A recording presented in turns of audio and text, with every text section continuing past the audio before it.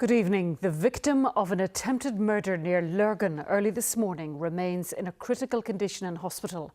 The 31-year-old man was struck in the head when shots were fired into his home. David Maxwell reports. The silence of the early hours was shattered when gunfire rang out here last night. At least 20 bullets were fired from an automatic weapon. One of them struck a man inside in the head. He was alone in the house, but neighbours say his girlfriend and a child are usually there.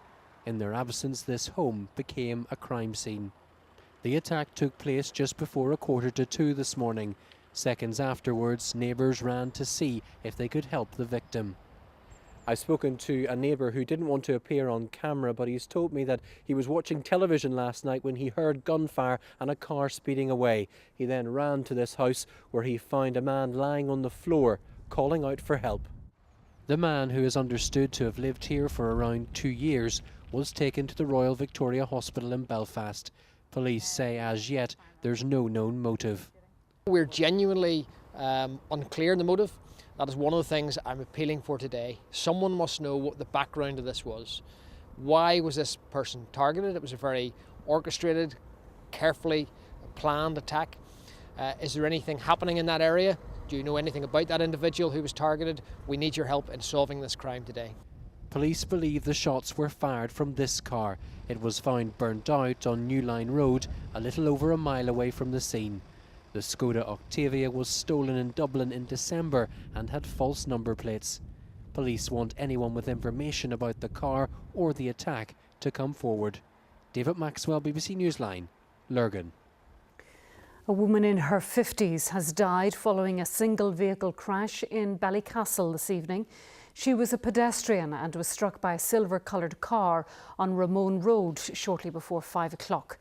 The police have appealed for witnesses to contact them. There's disquiet in the Ulster Unionist Party over its leader Mike Nesbitt saying that he intends to give the SDLP his second preference vote in next month's Assembly election. Some in his party have insisted they will be putting pro-union candidates first. Our political correspondent Enda McClafferty reports. This was the moment when an uncomfortable Mike Nesbitt laid his cards on the table. Well, I will be standing square behind that notion, and I will be transferring from my Ulster Unionist votes to the SDLP. So in your constituency, you will vote Ulster Unionist and then you will vote SDLP next? Yes. Right. As for his would-be political partner, well, he was less willing to show his hand.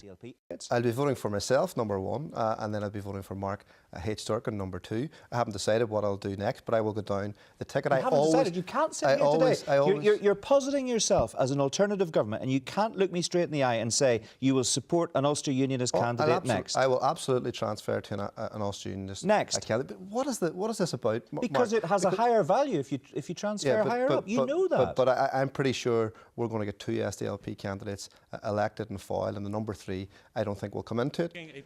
But Mike Nesbitt's plan didn't sit easy with some of his colleagues.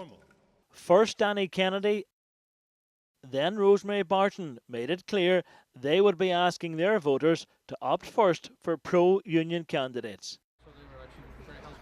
Fellow unionists have also questioned his logic.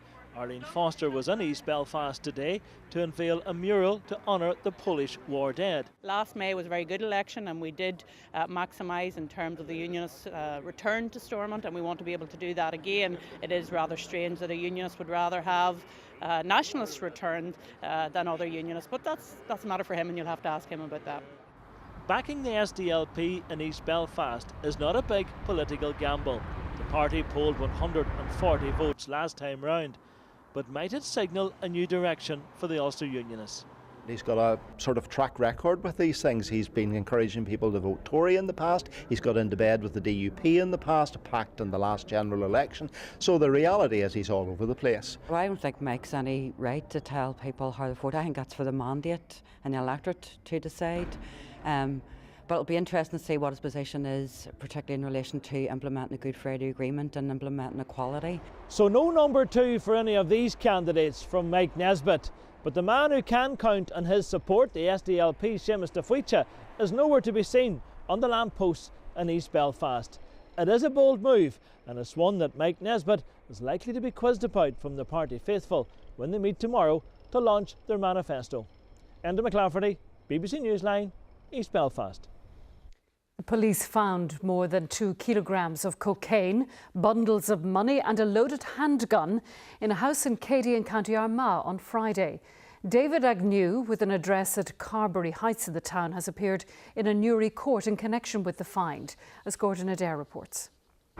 When the police arrived at David Agnew's house in Carberry Heights in Cady on Friday, they found him at home. They asked him if there was anything they needed to be aware of before beginning a search. The court heard that he indicated there was, but when pressed further by officers, he told them, "You'll just have to find it."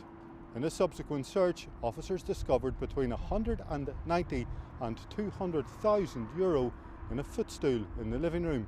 In a bedroom they found 40 to 50,000 in sterling wrapped in bundles of £1,000.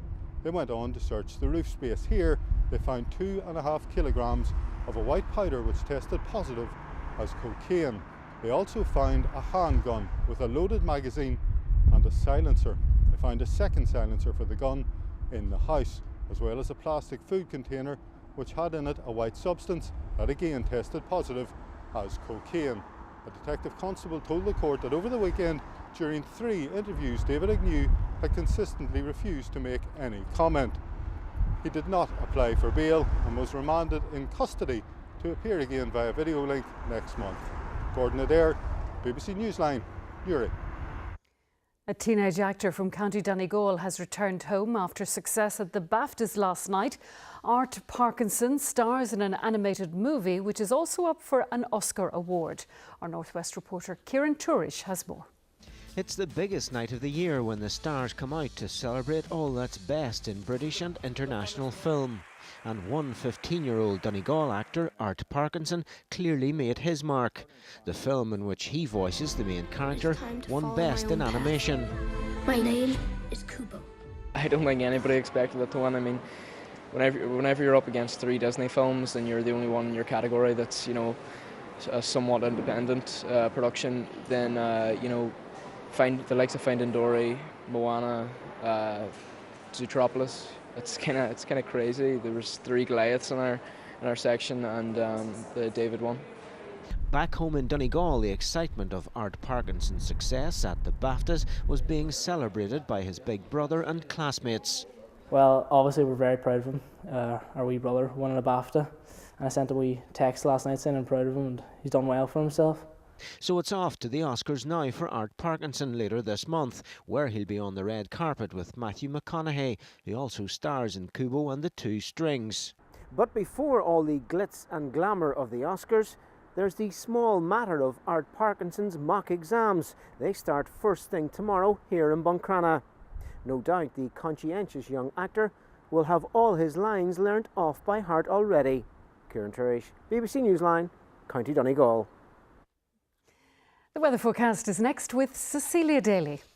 Hello there. It's turning milder. Good news if you're off for the school holidays this week. It won't always be dry, and it's dry tonight, but still quite chilly, mind you, if you're out and about, especially in the breeze. Temperatures, though, just about staying above freezing. So we're not expecting any frost tomorrow morning, but it will be a cloudier day compared to today. Some dry weather around too. In fact, the morning at least should stay dry. Still quite chilly in the breeze, but there'll be some early sunshine, especially in the north and east, before cloudier skies start to move up from the south. Most of the sunshine tomorrow across Scotland, northern and eastern counties of England. Cloudier to the south and west with some rain coming northwards, but behind that area of rain, temperatures are into double figures. That's where the milder air is coming from.